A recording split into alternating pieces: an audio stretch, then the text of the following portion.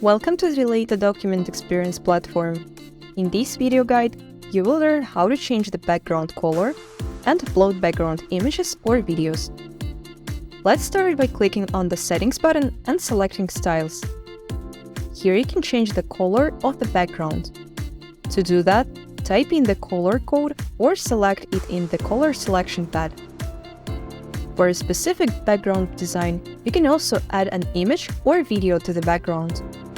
To add the image, click on Upload Background Image and drag and drop preferred picture. To add the video background, click on Upload Background Video and drag and drop preferred video.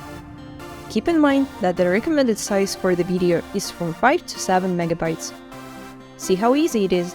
Thanks for watching. Take a look at our other related tutorials to learn more.